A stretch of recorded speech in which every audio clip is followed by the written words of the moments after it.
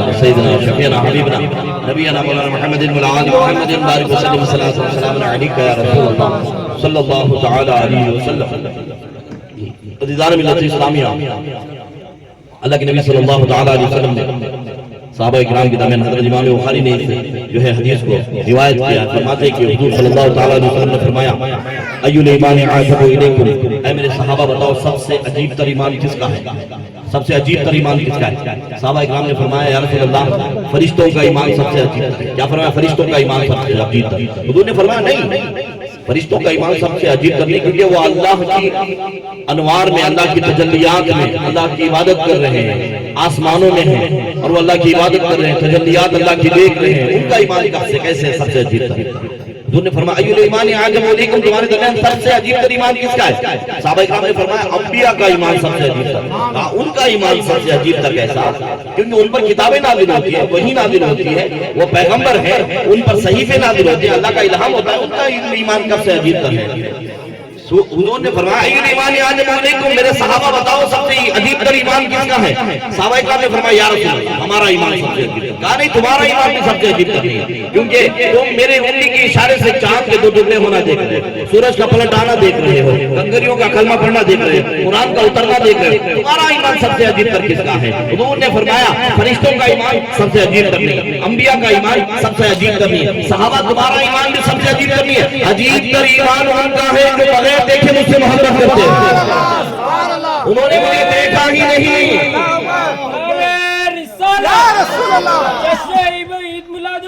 زندہ باد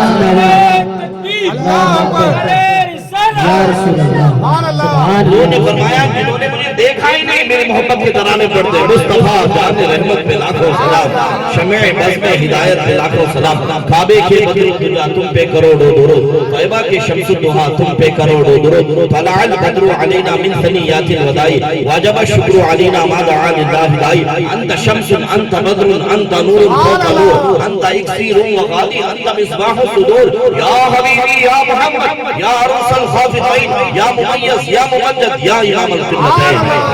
مجھے دیکھا ہی نہیں، میری محبت کے ترانے پڑھتے ہیں، میری محبت میں جو ہے میلاد کرتے ہیں، میری محبت میں قصیدے پڑھتے ہیں، ان کا ایمان سب سے عجیب ہے.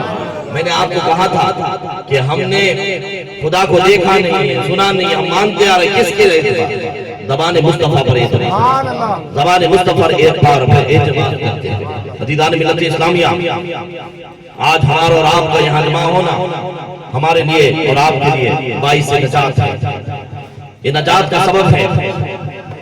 اللہ کے نبی صلی اللہ علیہ وسلم سے محبت کیا ہے؟ کمال ایمان کی علامت ہے.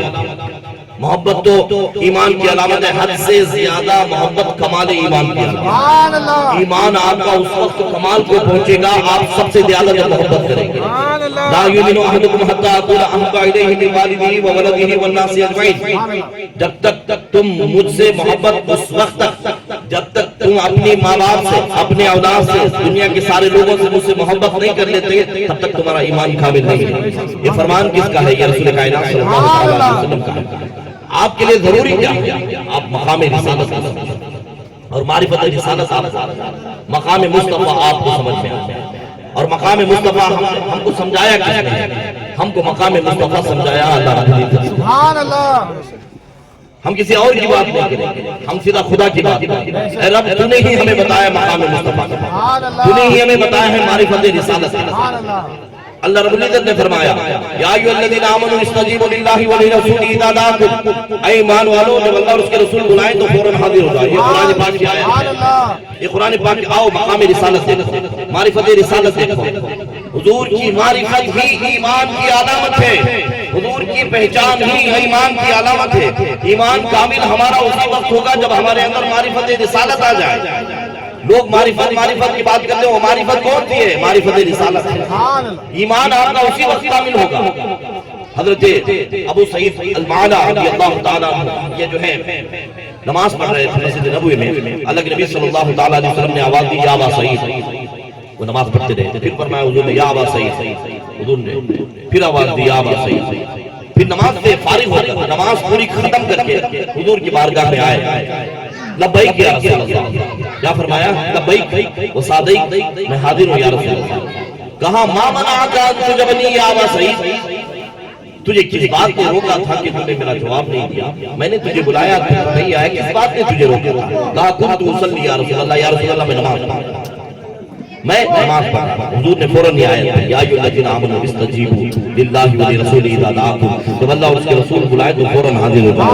اللہ رب العزت نے ہمیں ایک معرفت عطا فرمائی۔ معرفت کیا ہے؟ اس آیت سے سمجھیے آپ، قرآن پاک میں اللہ رب العزت نے فرمایا جب حالت نماز میں تمہیں رسول نے بلایا ہے، نماز چھوڑ کر حضور کی بارگاہ میں آ جاؤ، مصطفیٰ جان رحمت کی بارگاہ میں آ جاؤ، اور حضور جو تمہیں کام دے اس کام کو پورا کرو، اور جہاں سے نماز چھوڑ کر آئے تھے وہیں سے جا کے نماز کو مکمل کر لو، کیونکہ میرے مصطفیٰ کا بلانا میرا بلانا ہے، میرے مصطفیٰ کا بلانا خدا کا بلانا ہے، مصطفیٰ کا بلانا خدا کا بلانا، جب خدا کا بلانا ہے تو نماز نہیں چھوٹتی، نماز نہیں چھوٹتی۔ اللہ رب العزت نے فرمایا تمہارا آنا جانا، حضور کی بات سننا، حضور کا حکم ماننا، سب حالت نماز میں ہو رہا ہے، سب حالت نماز میں ہو رہا ہے۔ حضور نے فرمایا کہ جو ہے تم نے آیت نہیں سنی ابا سعید کہ اللہ اس کے رسول کے بلانے سے نماز نہیں ٹوٹتی، اب بھی نہیں سمجھو گے تو کب سمجھو گے؟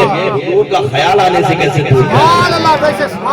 اب بھی نہیں سمجھو گے تو حضور کا خیال آنے سے کیسے ٹوٹ جاتی ہے؟ یہ بات ہمیں اب تک پتہ نہیں چاہیے، لیکن اللہ فرماتا ہے قرآن پاک پڑھا پڑھیے، اللہ اور اس کے رسول کے بلانے سے حاضر ہو جاؤ، کیونکہ اب حضور کا بلانا خدا کا بلانا، نماز نہیں ٹوٹتی، نماز کامل ہوتی ہے، نماز مکمل ہوتی ہے حضور کے بلانے سے۔ پھر اور ایک حدیث میں آپ کو سنا دوں، اس آیت کی ضمن حدیث ہوئی ہے کیا؟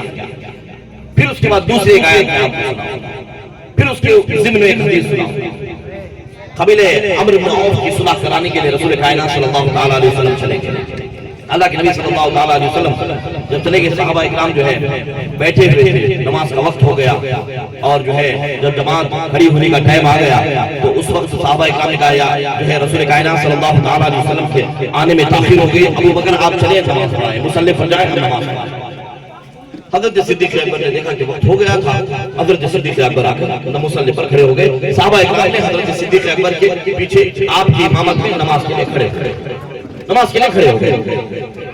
اب جب وقت جو ہے ہو گیا نماز کے لیے، حضرت صدیق اکبر کھڑے ہو گئے، صحابہ اکرام پیچھے نماز پڑھ رہے ہیں، اتنے میں حضور تشریف لائے، سبحان اللہ، اتنے میں مسجد نبوی میں حضور تشریف لائے۔ جب حضور آ گئے، اللہ اکبر، کون کہتا ہے کہ حضور کے خیال آنے سے نماز ٹوٹ جاتی ہے؟ پروٹوکول دیکھو، دنیا والوں کا الگ پروٹوکول ہوتا ہے، حضور کا پروٹوکول دیکھو۔ صحابہ نے حضور کو نماز میں راستہ دیا، نماز میں راستہ دیا۔ اب بھی نہیں سمجھو گے تو کب سمجھو گے؟ صحابہ اکرام نے حضرت صدیق اکبر کو ہاتھ پر ہاتھ مار کے بتایا، حالت نماز میں امام بخاری نے فرمایا، روایت کرتے امام بخاری، صحابہ اکرام نے ہاتھ پر ہاتھ مارنا شروع کر دیا، ابو بکر حضور آ گئے ہیں، ہم کہتے ہیں نا حضور آ گئے ہیں، حضور آئے، صحابہ اکرام نے کہا حضور آ گئے ہیں، ہاتھ پر ہاتھ مار کر حضور کو حضرت ابو بکر کو بتایا حضور آ گئے ہیں۔ اب حضرت ابو بکر کی نماز کیسی ہوتی تھی کہ حضرت ابو بکر نماز پڑھتے تھے تو دائیں بائیں آگے پیچھے نہیں دیکھتے، جب یہ آواز آنے لگی تو حضرت ابو بکر صدیق نے کہا کہ دیکھو حضور آ گئے، سبحان اللہ۔ اب معلوم کیسے کریں کہ حضور آ گئے؟ کیسے معلوم؟ امام تو سامنے ہوتا ہے، مقتدی پیچھے ہوتے ہیں، حضور پیچھے کھڑے ہیں، صدیق اکبر جو ہے سامنے کھڑے ہیں، کیسے پتہ چلا؟ کیسے؟ امام بخاری فرماتے التفتا، کیا فرمایا؟ التفتا ورعا رسول اللہ صلی اللہ علیہ وسلم، حضرت صدیق اکبر پیچھے مڑ کر نماز ہو رہی ہے، سبحان اللہ، پیچھے سامنے قبلہ ہے، قبلے سے چہرہ ہٹا نماز باطل ہو جائے، ہم اور اگر آپ پڑھیں تو نماز باطل ہو جائے گی۔ ابو بکر پڑھائیں، پیچھے مصطفیٰ ہے، باطل نہیں ہوگا، سامنے خدا ہے، سامنے خدا کا کعبہ ہے، ادھر کعبے کا کعبہ، کعبے کا کعبہ۔ حضرت صدیق اکبر التفت فرا رسول اللہ صلی اللہ علیہ وسلم، پیچھے مڑ کر دیکھا، پیچھے مڑ کر دیکھا رسول اللہ صلی اللہ تعالیٰ علیہ وسلم۔ ابھی نہیں سمجھو گے تو کب سمجھو گے؟ کہاں صحابہ اکرام پہلے جو ہے نماز میں تھے، خدا میں مشغول تھے، اب مصطفیٰ میں مشغول ہیں، اور بتا رہے ہیں کہ ابو بکر حضور آ گئے، ابو بکر حضور آ گئے، پیچھے ہو، یہ بتا رہے ہیں کہ پیچھے حضور آ گئے۔ حضور نے نماز میں کھڑے کہا مکانک ابو بکر، کھڑے ہو نماز پڑھو، سبحان اللہ۔ حضور بول رہے اب سب نماز میں ہو رہا ہے، سبحان اللہ۔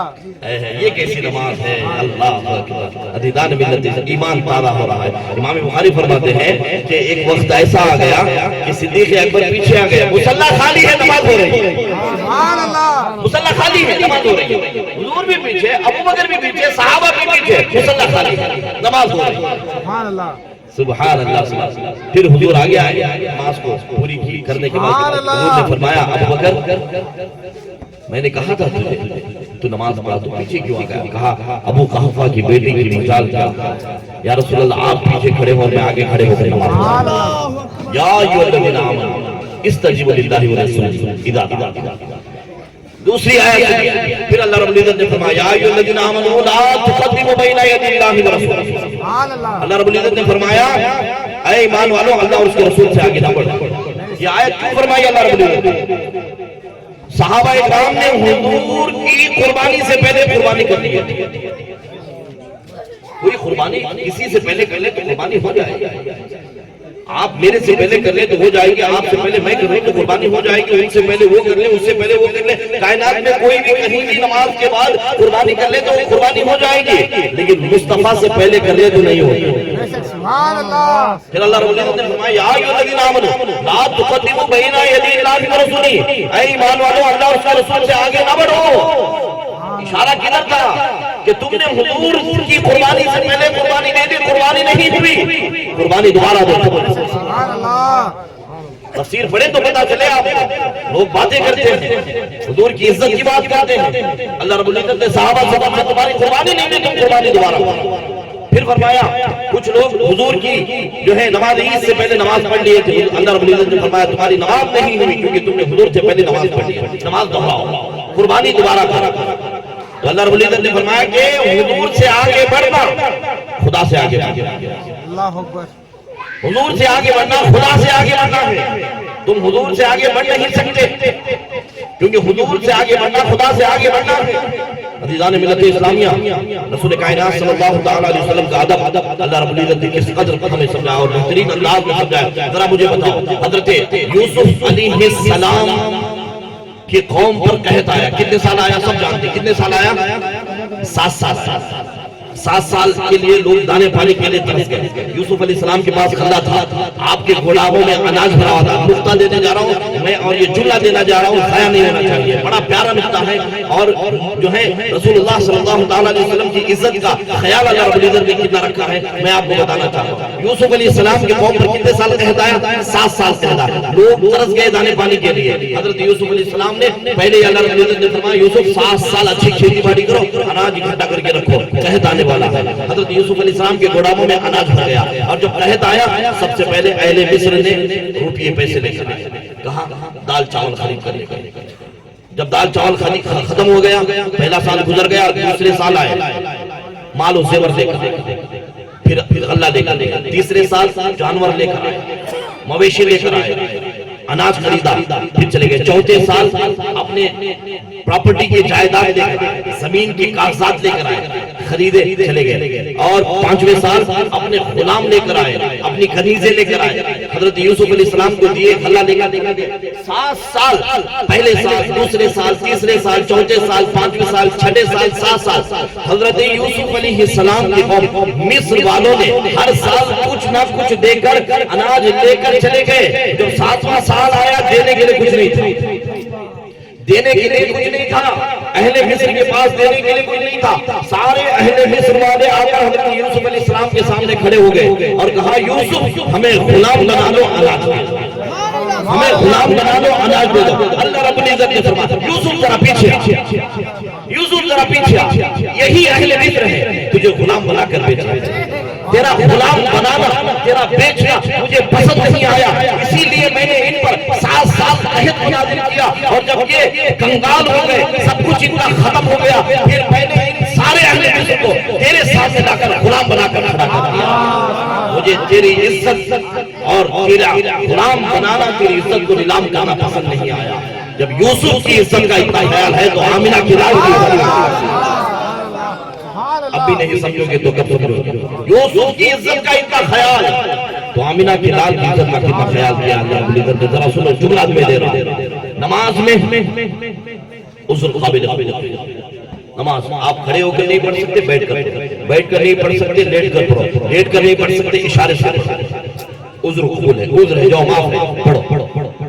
روزہ بیمار ہو نہیں رکھ سکتے، بعد میں پورا، سفر میں نہیں رکھ سکتے، بعد میں پورا، حج میں کوئی مسائل آگئے دم دے دو، حج میں تمہیں رکاوٹ چھوٹ ہے، زکات میں تمہارے لیے چھوٹ ہے، نماز میں تمہارے لیے چھوٹ ہے، روزے میں تمہارے لیے چھوٹ ہے، عذر آ گیا، عذر تمہارے پاس ہے تو تمہیں رعایت ہے، لیکن جب حضور کی عزت کی بات آئی عذر قابل قبول نہیں، حضور کی عزت کی بات آئی تو قابل قبول نہیں ہے۔ اب سنیے میں بتانا کیا جا رہا ہوں۔ ثابت بن قیس ایک صحابی رسول ہے، وہ بہرے تھے، انہیں سنائی نہیں دیتا تھا، ان کے کان بند تھے، انہیں سنائی نہیں دیتا تھا، وہ اونچا بولتے، اور ہر جو ہے کم سنائی دینے والا یہی سمجھتا ہے کہ سامنے والے کو بھی سنائی نہیں دے رہا، وہ اونچا بولتے تھے۔ پھر اور ایک جو ہے قبیلہ بنو تمیم، یہ پہلے جب یہ آئے ایمان قبول کرنے، ان کو دربار رسالت کا ادب معلوم نہیں تھا، یہ آئے اور جو ہے حضور قیلولہ فرما رہے تھے، حضور آرام فرما رہے تھے، دوپہر کا وقت تھا، باہر کھڑے ہو کر آواز دی، یا محمد اخرج علینا، باہر آؤ ہمارے پاس آؤ، یا احمد اخرج علینا، باہر آؤ۔ اللہ رب العزت کو نہ ثابت بن قیس کی اونچی آواز پسند آئی، عذر ہے، ابھی نہیں سمجھو گے تو کب سمجھو، عذر ہے، اللہ رب العزت نے فرمایا یہ عذر قابل قبول ہے۔ بنو تمیم کا قبیلہ ابھی اسلام قبول کیا ہے، دربار رسالت کا ادب انہوں نے سیکھا نہیں، اللہ رب العزت نے فرمایا نہیں قابل قبول ہے، کیوں؟ اللہ رب العزت نے فرمایا یا ایھا الذین آمنوا لا ترفعوا اصواتکم فوق صوت النبی، اے ایمان والو حضور کی آواز پر اپنی آواز بلند نہ کرنا۔ ثابت بن قیس کی طرف اشارہ ہے، عذر ہے، کم سنائی دیتا، لیکن اللہ نے فرمایا نہیں یہ عذر قبول نہیں، نماز میں قبول، روزے میں قبول، حج میں قبول، زکات میں قبول، لیکن حضور کی عزت کی بات آئی تو قبول نہیں۔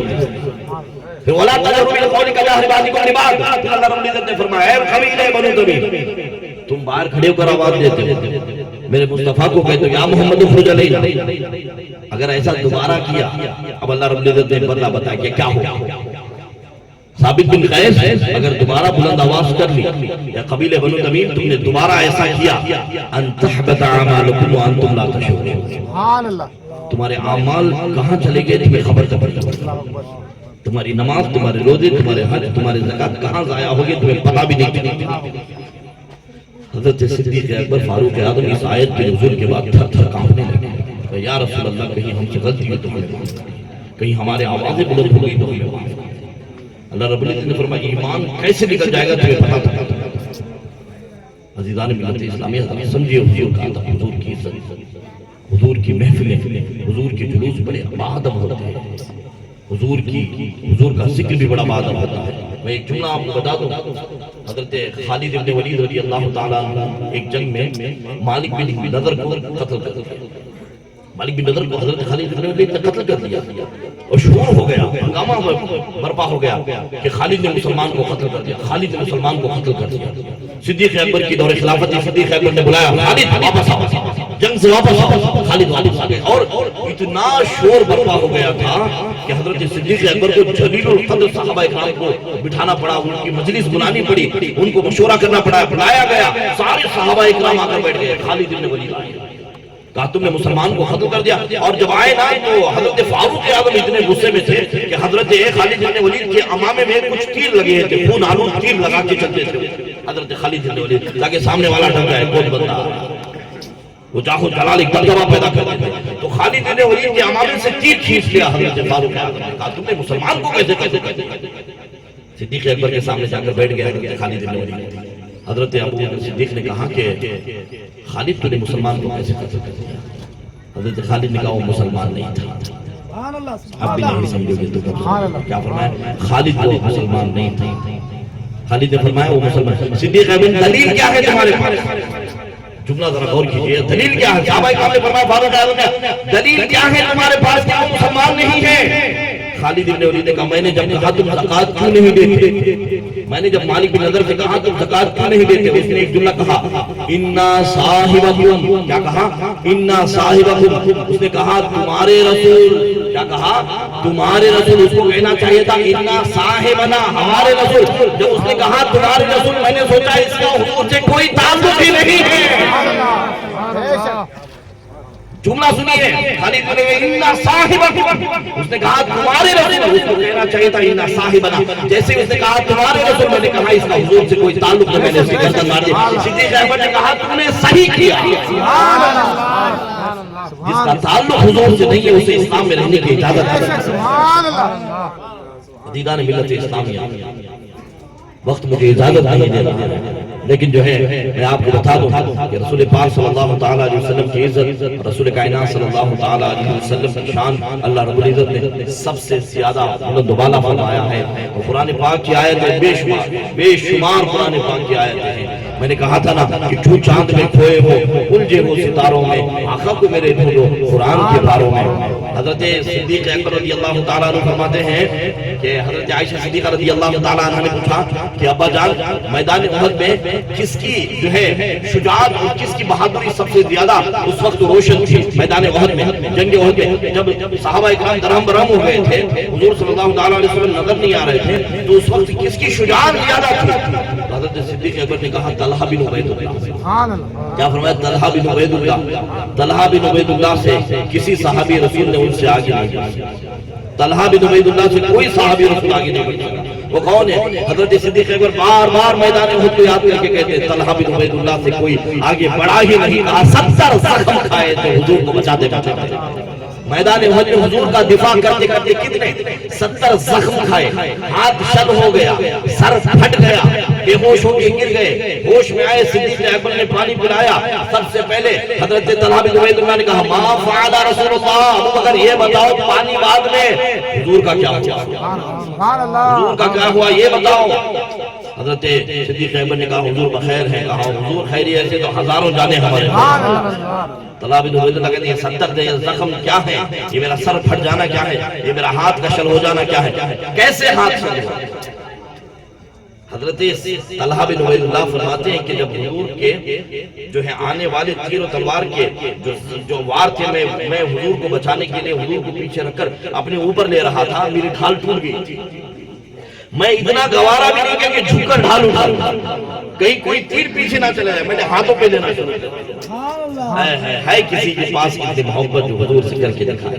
हमें तो बैठने की हैसियत है, थोड़ी देर हम बैठ सके, हुजूर का जिक्र खाते रहे जाते रहे, खाते रहे जाते रहे। अज़ीज़ान मिल्लत इस्लामिया, रात और दिन अल्लाह की बारगाह में आकर कहने लगे मौला तेरे महबूब को रात में पैदा कर।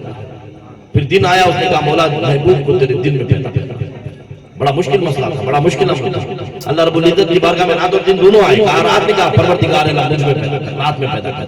दिन ने कहा मुझे दिन में तेरे महबूब को पैदा कर। अल्लाह रब्बुल इज्जत ने फरमाया दिन और रात जहां आकर खत्म होती है और जहां से दिन शुरू होता है वो सुबह सादिक का वक्त है। अब भी नहीं समझोगे तो फिर समझोगे। अल्लाह रब्बुल इज्जत ने फरमाया वो सुबह सादिक का वक्त, रात शुरू होकर जहां जाके खत्म होती है और वहीं से दिन की शुरुआत होती है।